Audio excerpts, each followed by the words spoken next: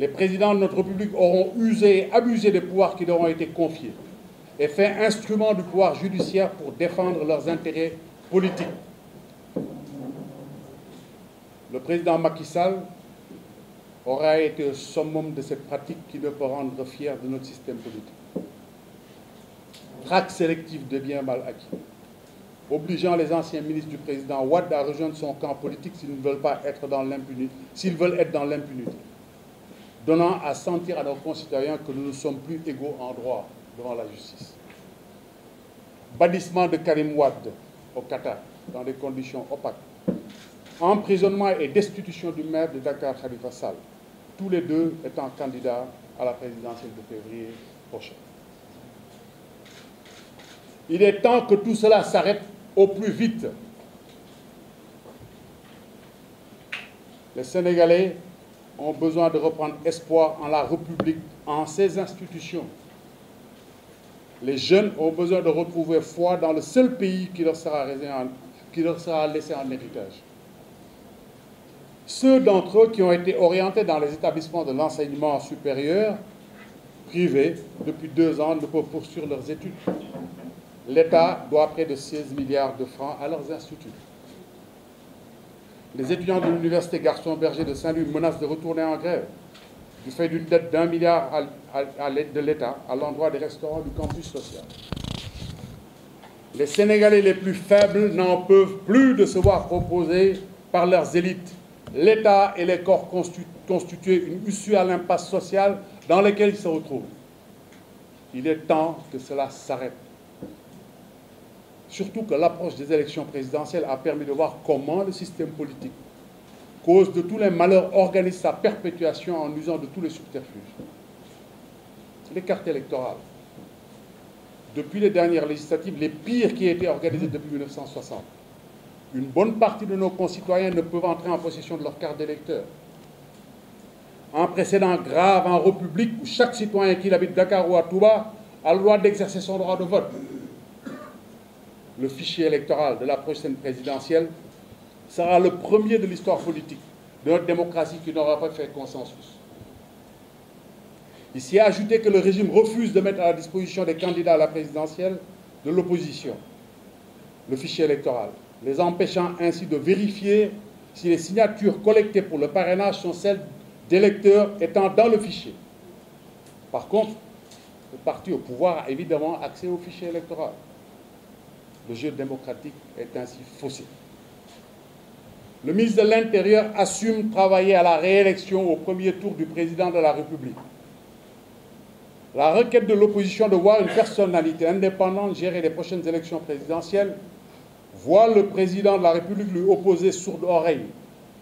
Abdou Diouf et Abdoulaye Wade auront pourtant accepté de faire cette concession afin de permettre au pays d'aller à des élections apaisées. Le Conseil constitutionnel ne donne aucune réponse à la demande prévue par la loi de créer l'instance et les processus de vérification et de validation des signatures de parrainage. Aussi, il reste possible en l'état d'invalider toute candidature à cette élection qui ne serait pas du goût des tenants du système, en ne laissant que 15 jours aux malheureux candidats. Les libertés publiques sont malmenées. Les forces de l'ordre se basant sur l'arrêté scélérat Ousmane Ngom répriment sans ménagement toute manifestation dans le plateau. Là où depuis toujours, la marche de protestation est entrée dans la culture démocratique. Il est temps que cela s'arrête avant qu'il ne soit trop tard. Pour donner une chance, dans les 5 prochaines années, de voir la vie de nos concitoyens prendre une trajectoire vertueuse, sortant du cercle vicieux du parti avant la patrie, il nous faudra tous sortir de nos silences tétanisés, à commencer par les candidats à la prochaine présidentielle. C'est un devoir pour nous qui ne nous présentons que parce que sûrs que la démocratie politique est un exercice valorisant la citoyenneté de chacun de nos compatriotes. Je me fais un devoir d'aller les rencontrer pour discuter des voies et moyens de sécuriser le processus électoral et permettre à nos concitoyens de se choisir leur président de la République dans le cadre d'un scrutin transparent qui garantit l'exercice libre du droit citoyen fondamental qu'est le vote. Les 25 ans que j'ai consacrés à la défense de la démocratie et de l'état de droit, de l'état de droit et des droits civiques, me confèrent, je crois, la légitimité pour m'inscrire dans la recherche du consensus indispensable à rendre opérationnelle cette exigence politique vitale en ces temps d'incertitude que vit le Sénégal. Je le ferai. Pour prospérer, l'initiative devra impliquer la société civile, les organisations professionnelles, patronales, syndicales et religieuses qui ont part entière dans la construction de la République de nos ambitions. L'initiative devra en prendre à témoin les ambassades et représentations diplomatiques accréditées dans notre beau pays. Parce que dans le monde global d'aujourd'hui, rien de viable ne pourra se faire sans la prise à témoin de la communauté internationale. J'ai décidé de me dévouer totalement à la réussite de cette initiative vitale pour notre démocratie et pour la sauvegarde de la paix sociale.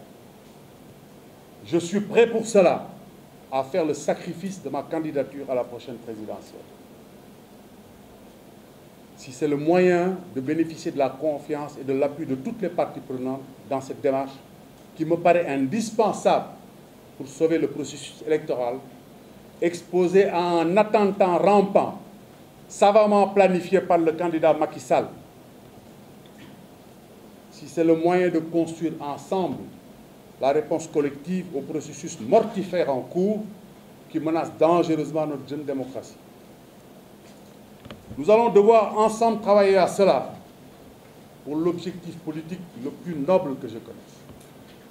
C'est notre responsabilité collective de mettre fin aux souffrances du peuple sénégalais.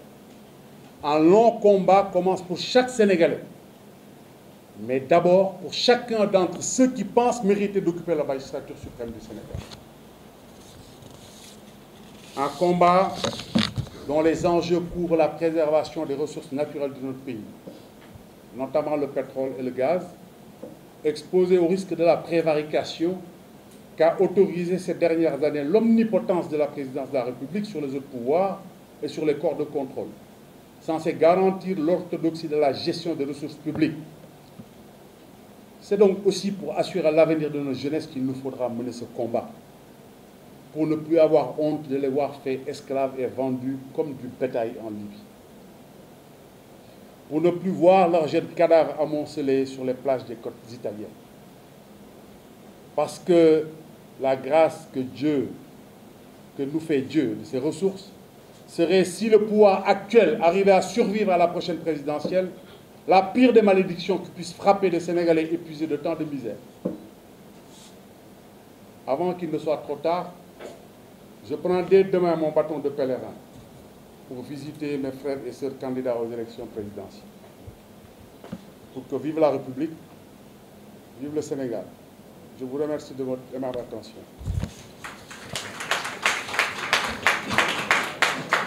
Je me tiens à présent à votre disposition pour répondre à vos questions.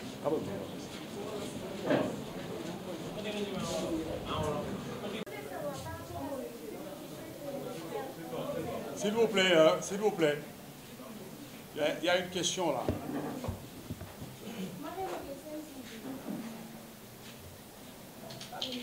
Allez-y. Approchez ça. Je voulais savoir, par rapport à cette visite que vous voulez faire auprès des autres candidats, où est-ce que vous en êtes avec le commandement opérationnel de l'opposition pour faire partir Macky Sall? Et si vous êtes prêt à diriger ce combat-là? Justement, l'objectif, justement, c'est de rencontrer individuellement tous les candidats pour leur proposer de faire une gestion opérationnelle des risques que nous avons identifiés. Je ne voudrais pas, par respect pour ces candidats, dévoiler toute la stratégie que j'entends leur proposer. Mais je vous rassure, nous avons une stratégie clairement élaborée et définie pour mettre en place ce dispositif opérationnel.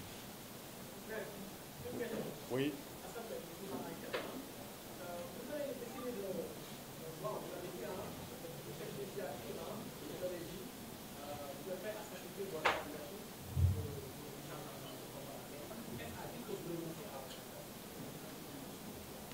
Je vais être très explicite. Ce combat exige une mobilisation permanente. J'avais déjà fait une invitation aux autres candidats de faire une gestion mutualisée de cette question. Mais en étant candidat, c'est très difficile. Moi, je pense que ce n'est pas compatible. J'ai fait une analyse très précise, ce n'est pas compatible. Et j'ai fait un choix. J'ai fait un choix et qui est en droite ligne. Je me suis très confortable. Parce que c'est en droite ligne de mon engagement permanent pour l'intérêt général. C'est dans ce cadre-là que j'ai choisi, j'ai fait un choix de privilégier cette démarche. Parce que le problème qui se pose est très simple. Ce travail doit être fait et personne ne le fait.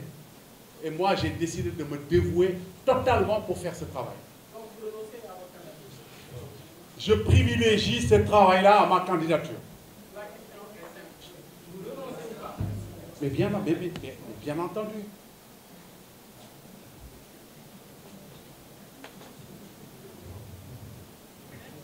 Allô? Alors, bonjour maître. Oui. C'est Papa Moudouci, journaliste à la TV. Alors, vous avez été, c'est une mission que vous vous êtes fixée. Alors, comment comptez-vous l'aborder pour aller rencontrer les partis de l'opposition, si l'on sait que ces formations politiques sont emplies de fonds, le PDS a des problèmes de candidature, Marco ne finit plus de répondre à certains acteurs, et le candidat au Sénégal est en prison. Comment comptez-vous l'aborder?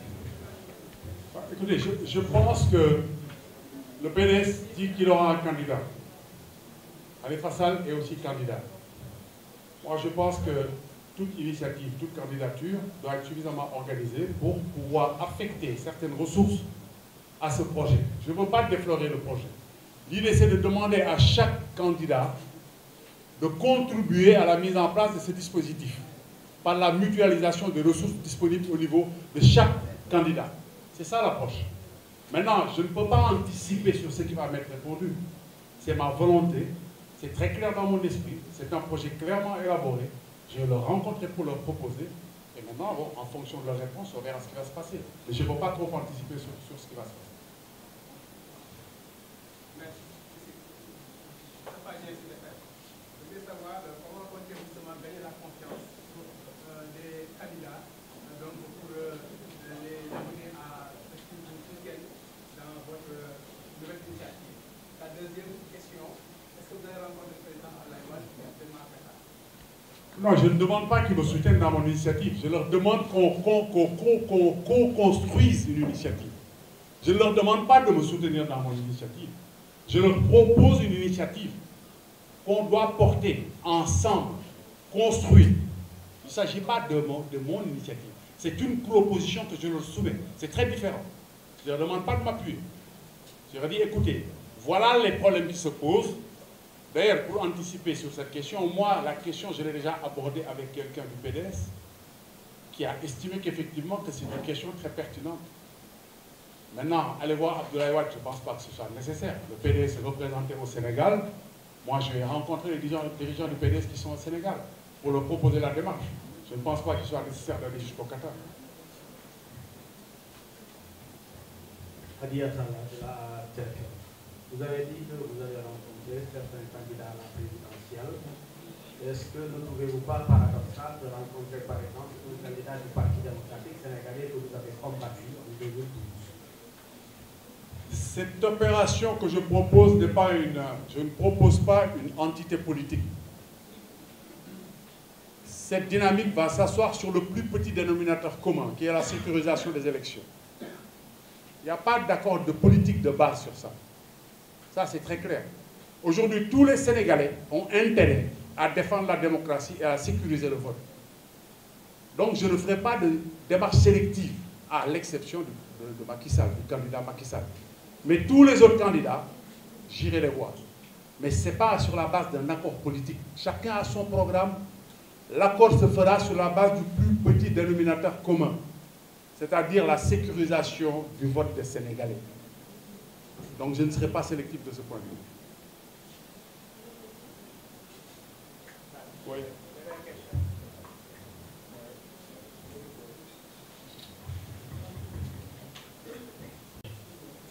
est-ce que vous avez délaissé, vous avez sacrifié votre candidature? Est-ce que c'est à cause du parrainage? Est-ce que le parti Sénégal bu bees est capable d'avoir les nombres de parrains requis? Ça, c'est une spéculation. On est très loin de la fin du parrainage. Nous avions parfaitement commencé les parrainages comme tout le monde. Maintenant, je ne vais pas aller dans les spéculations. Je vous ai dit, j'ai fait un choix qui suppose d'arrêter de poursuivre ce processus. Mais on ne peut pas spéculer. Je vais vous dire une chose. Vous m'obligez à le dire. Maman de Magui, moi, je n'ai de complexe à faire devant aucun homme politique du Sénégal. Je dis tous les hommes politiques du Sénégal. Je n'ai à faire de complexe devant aucun homme politique du Sénégal. Par rapport à l'ensemble des critères requis pour avoir une activité publique. Donc je ne vois pas, je ne suis pas plus bête qu'eux, je ne vois pas pourquoi eux sont capables d'aller sur le terrain obtenir des résultats et que je ne puisse pas les obtenir. Aucun homme politique ne peut prétendre avoir apporté plus à ce pays que ce que nous avons fait, nous. Je suis obligé de le dire. Ça, c'est de l'histoire. L'ensemble des acquis démocratiques, de transparence, de bonne gouvernance, de lutte contre la corruption, c'est le résultat de notre combat à nous. C'est le combat d'aucun homme politique dans ce pays. C'est nous qui avons apporté ça à ce pays. Et c'est 25 ans d'engagement, sans rétribution. Je ne me suis jamais engagé pour une rétribution. Tous les gens qui sont engagés ici, même la Plavette, quand on a dit 25 ans d'engagement, c'est parce qu'au bout, ils voulaient avoir une rétribution, être président de la République. Quand je me suis engagé dans le plaidoyer pendant 25 ans, c'était délibéré et volontaire. Je n'en ai rien attendu. J'ai choisi de gagner ma vie dans ma profession. Mais il n'y a aucun homme politique de ce pays qui a plus de mérite par rapport à ce pays que nous. Bonsoir, Khadija Dugana des Échos. Oui. Monsieur Maître Adama, vous avez renoncé à votre candidature. Est-ce qu'on peut aujourd'hui espérer du parti Sénégal du Beuz une coalition avec un autre parti? C'est pas un parti, c'est un mouvement. Mais c'est pas encore dans l'ordre du jour. Ce n'est pas une urgence. Ce n'est pas à exclure, c'est une question qui se posera au moment opportun. Mais pas pour le moment. Pour le moment, je privilégie la démarche. Au moment opportun, rien n'est exclu. Mais pour l'instant, ce n'est pas urgent. L'urgence, c'est de répondre aux problèmes que j'ai posés dans le cadre de cette déclaration.